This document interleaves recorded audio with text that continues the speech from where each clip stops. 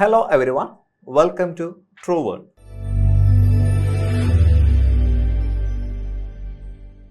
Cadet psychology PYQ സീരീസിലാണ് നമ്മളുള്ളത്. കഴിഞ്ഞ ദിവസങ്ങളിലായിട്ട് നമ്മൾ കുറച്ചധികം ക്വസ്റ്റ്യൻസ് ഡിസ്കസ് ചെയ്തിട്ടുണ്ട്. അത് കാണാത്ത ആളുകൾ അതുകൂടി കണ്ടിട്ട് വരിക. നമുക്ക് സ്റ്റാർട്ട് ചെയ്യാം. ഇന്ന് നമ്മൾ സ്റ്റാർട്ട് ചെയ്യുന്നത് സൈക്കോളജിയുമായി ബന്ധപ്പെട്ട ഓരോ തിയറീസും നിങ്ങൾക്ക് എത്രമാത്രം നന്നായിട്ട് മനസ്സിലാക്കിയിട്ടുണ്ട് എന്ന തരത്തിൽ ചോദിച്ചിട്ടുള്ള ഒരു ക്വസ്റ്റ്യൻ ആണ്. നമുക്ക് കുറേ ലേണിംഗ് തിയറീസ് പഠിക്കാനുണ്ട്. ബിഹേവിയറിസത്തിൽ തന്നെ പല കണ്ടീഷനിങ് വരുന്നുണ്ട്. ഗസ്റ്റാൾട്ട് സൈക്കോളജി പിന്നീട് വരുന്നുണ്ട്. അത് കഴിഞ്ഞിട്ട് കൺസ്ട്രക്റ്റിവിസം, കോഗ്നിറ്റിവിസം ഒക്കെ വരുന്നുണ്ട്. അവിടെയെല്ലാം ഓരോ സൈക്കോളജിസ്റ്റുകളെ കുറിച്ചും അവരുടെ ലേണിംഗ് തിയറിയെ കുറിച്ചും പറയുന്നുണ്ട്. അപ്പം അതുമായി ബന്ധപ്പെട്ട് ഒരു ആപ്ലിക്കേഷൻ ലെവലിൽ വന്ന ക്വസ്റ്റ്യൻ ആണ്. ഒരു അധ്യാപിക പൂവിൻ്റെ ഘടനയെക്കുറിച്ച് കുട്ടികളെ പഠിപ്പിക്കുവാനായി ആദ്യം പൂവിനെ മുഴുവനും കാണിച്ച ശേഷം അതിൻ്റെ ഓരോ ഭാഗങ്ങൾ വിവരിച്ചു നൽകി. ഈ ആശയം താഴെ പറയുന്നവയിൽ ഏത് പഠന രീതിയുമായി ബന്ധപ്പെട്ടതാണ്?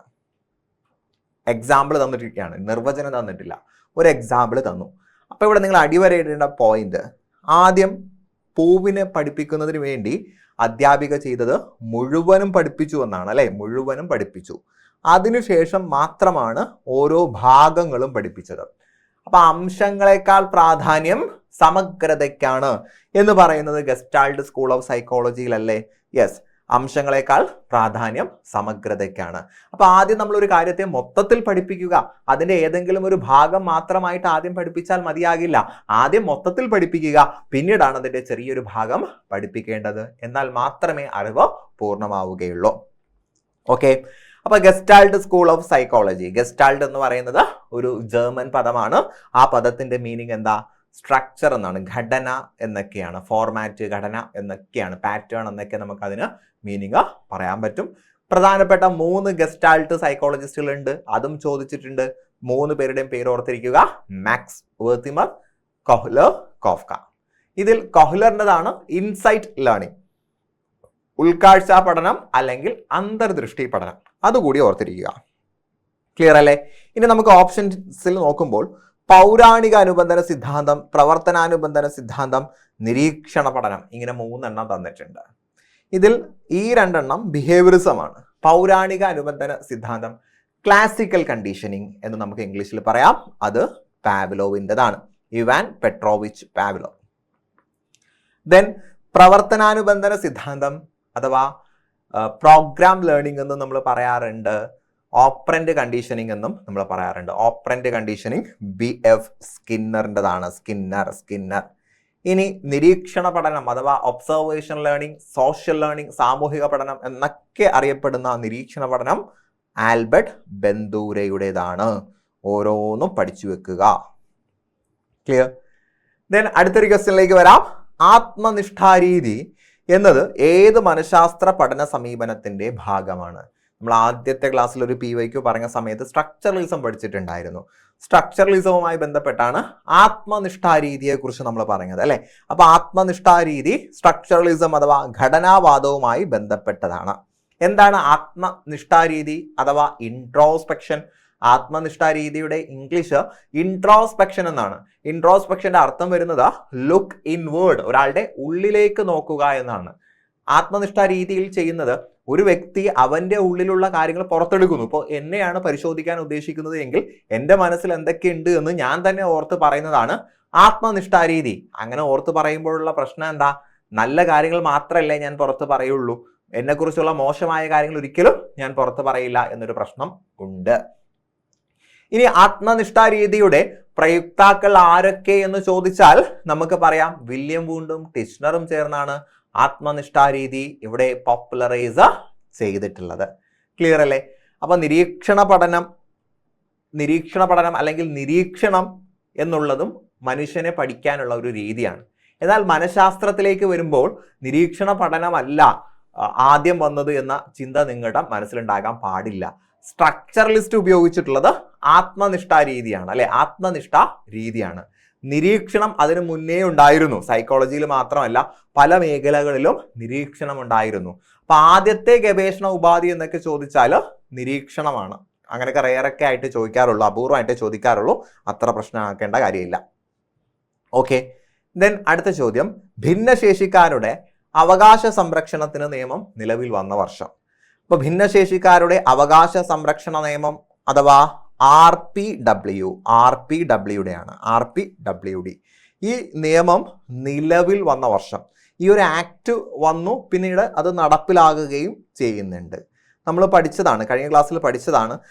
RPWD ആക്ട് നിലവിൽ വരുന്നത് 19 ഏപ്രിൽ 2017. അങ്ങനെ ഒരു ആക്ട് കൊണ്ടുവരും. നിലവിൽ വരുന്നു എന്ന് പറഞ്ഞാൽ നടപ്പിലാക്കുന്നു, കം ഇൻ ടു ഫോഴ്സ് എന്നാണ് അർത്ഥം കേട്ടോ.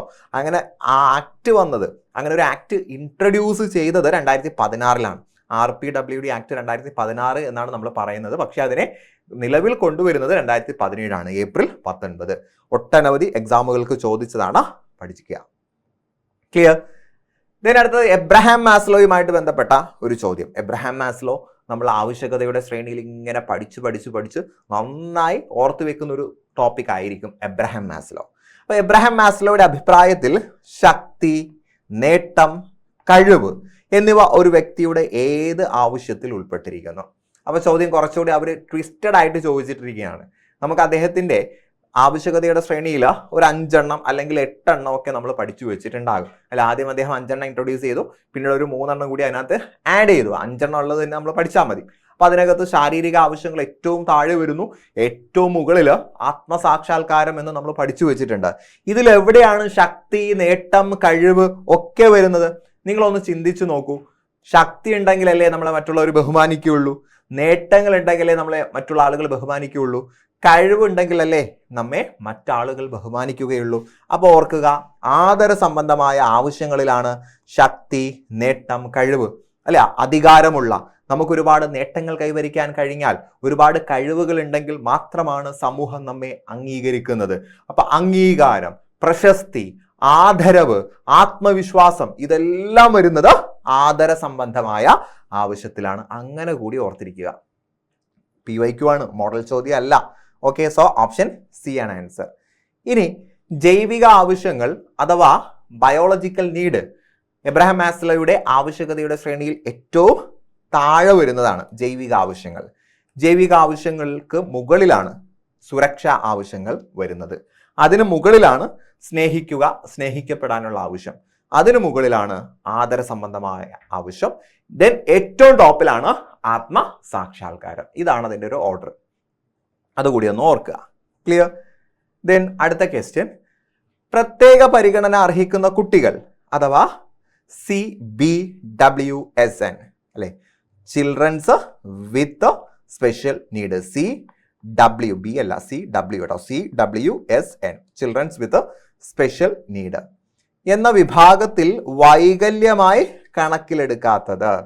താഴെ തന്നിരിക്കുന്നതിൽ വൈകല്യമല്ലാത്തത് ഏത്? ഓപ്ഷൻസ് വളരെ സിമ്പിൾ ആയി പോയി. കാഴ്ച വൈകല്യം, കേൾവി വൈകല്യം, വൈകാരിക അസ്വസ്ഥത, ഇത് മൂന്നും എന്ത് തന്നെയാണ്? വൈകല്യങ്ങൾ തന്നെയാണ്. എന്നാൽ ഉയർന്ന അക്കാദമിക നേട്ടം വൈകല്യമല്ല, അതൊരു പ്ലസ് ആണ് അല്ലെ, അതൊരു പ്ലസ് ആണ്.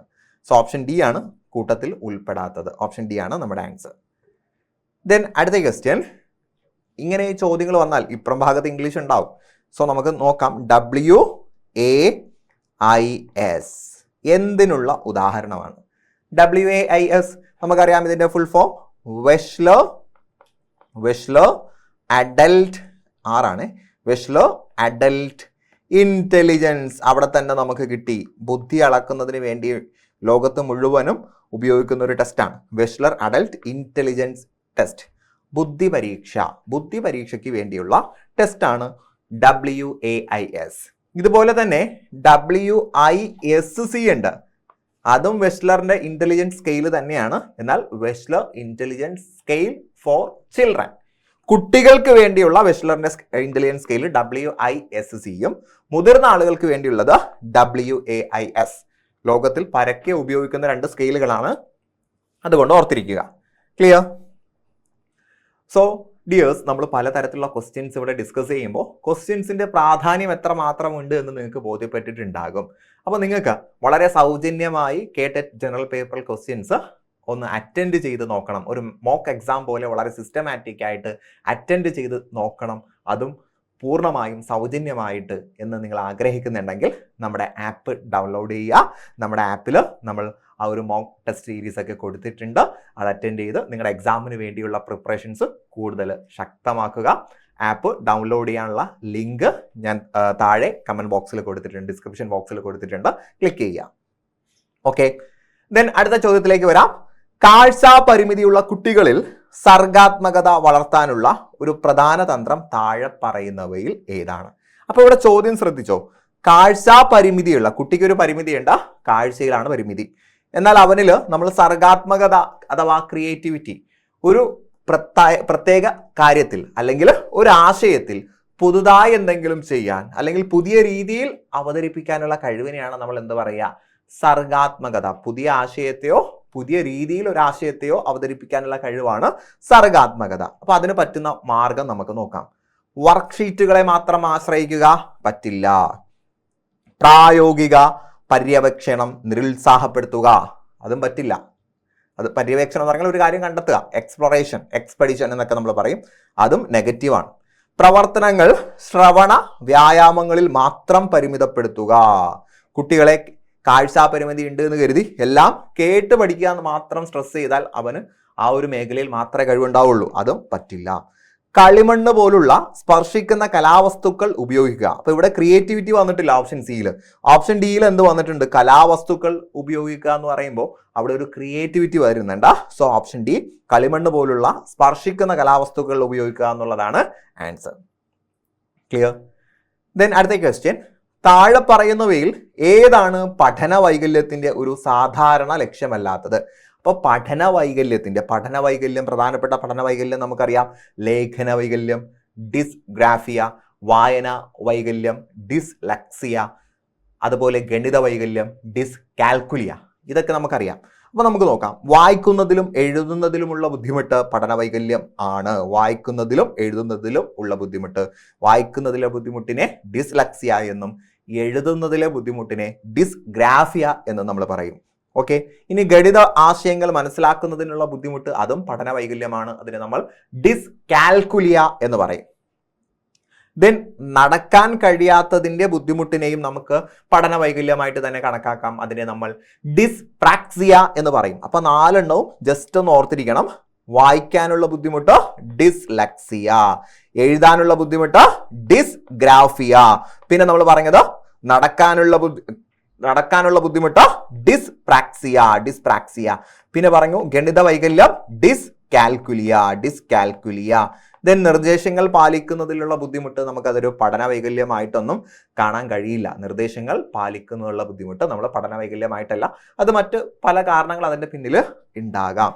സോ ഈ 4 എണ്ണമാണ് പ്രധാന പഠന വൈകല്യം: dyslexia, dyspraxia, dysgraphia, dyscalculia. Clear? Then അടുത്ത ക്വസ്റ്റ്യനിലേക്ക് പോകാം. മടിയൻ പ്രായം എന്നറിയപ്പെടുന്ന കാലഘട്ടം സാധാരണയായി ഏത് പ്രായ വിഭാഗത്തെയാണ് സൂചിപ്പിക്കുന്നത്? അല്ലെ, മടിയൻ പ്രായം, ആള് കുറച്ചുകൂടി ലേസി ആയിരിക്കും. കുട്ടികൾ കുറച്ചുകൂടി ലേസി ആകുന്നത് പിൽക്കാല ബാല്യം അല്ലെങ്കിൽ അന്ത്യബാല്യത്തിലാണ്. കൗമാരത്തിന് തൊട്ടു മുന്നുള്ള 9 മുതൽ 12 വരെയൊക്കെ ഉള്ള പ്രായമാണ് മടിയൻ പ്രായം അഥവാ പിൽക്കാല ബാല്യം എന്നറിയപ്പെടുന്ന പ്രായം. ഓക്കെ, പല കാലഘട്ടത്തിന്റെയും പേരുകൾ, നിക്നെയിമുകൾ ഒന്ന് ഓർത്തിരിക്കണം. ദെൻ അടുത്ത ക്വസ്റ്റ്യൻ.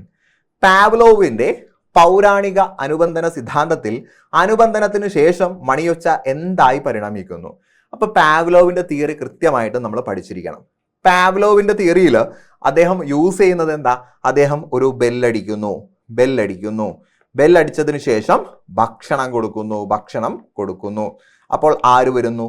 നായ വരുന്നു. ഈ നായയിൽ എന്തുണ്ടാകുന്നു? സലൈവേഷൻ അഥവാ ഉമിനീർ സ്രവം ഉണ്ടാകുന്നു. അപ്പൊ അനുബന്ധനം, കണ്ടീഷനിങ് നടന്നതിന് ശേഷം ഇവിടെ ബെല്ല് എന്തായി മാറുന്നു എന്നുള്ളതാണ് ചോദ്യം. മണിയൊച്ച എന്തായി മാറുന്നു എന്നുള്ളതാണ് ചോദ്യം. മണിയൊച്ച എന്തായി മാറുന്നു? മണിയൊച്ച എന്നുള്ളത് ഇവിടുത്തെ ചോദകമാണ്. അനുബന്ധനം ചെയ്യപ്പെട്ട ചോദകം അഥവാ അനുബന്ധിത ചോദകം. ഓക്കെ അല്ലേ? അപ്പൊ അനുബന്ധനത്തിലൂടെ നമ്മൾ ഉണ്ടാക്കിയെടുക്കുന്ന പ്രതികരണം അനുബന്ധിത പ്രതികരണവും ആ പ്രതികരണത്തിന് കാരണമായ ചോദകത്തെ അനുബന്ധിത ചോദകം എന്നും പറയുന്നു. അപ്പൊ അത് പാവ്ലോവിന്റെ പരീക്ഷണത്തിൽ കണ്ടീഷനിങ്ങിന് ശേഷം ബെല്ല് അനുബന്ധിത ചോദകം, ഫുഡ് എന്താണ്? അനുബന്ധനം ചെയ്യപ്പെടാത്ത ചോദകം. നമുക്ക് ഒരാളെ ട്രെയിൻ ചെയ്യിപ്പിക്കേണ്ട, പഠിപ്പിക്കേണ്ട ആവശ്യമില്ലാതെ തന്നെ ചില പ്രതികരണങ്ങൾ കിട്ടും. ഭക്ഷണം കാണുമ്പോൾ വായിൽ നിന്ന് വെള്ളം വരണമെന്ന് ആരോടും പറയേണ്ട ആവശ്യമില്ല. അപ്പൊ ഭക്ഷണം അനുബന്ധനം ചെയ്യപ്പെടാത്ത ചോദകവും ഭക്ഷണം കാണുമ്പോൾ നമ്മളുണ്ടാകുന്ന പ്രതികരണം അനുബന്ധനം ചെയ്യപ്പെടാത്ത പ്രതികരണവും ആണ്.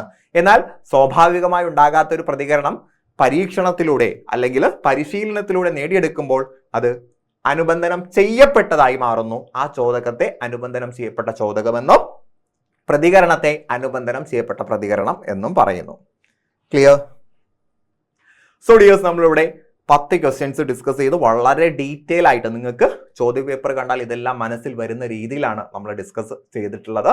ഇനിയും ഒട്ടനവധി ക്വസ്റ്റ്യൻസ് ഡിസ്കസ് ചെയ്യാനുണ്ട്. അടുത്ത ക്ലാസ്സിൽ പുതിയ കുറച്ച് ക്വസ്റ്റ്യൻസുമായിട്ട് നമുക്ക് വീണ്ടും കാണാം. അതുവരേക്കും wish you good luck and good bye.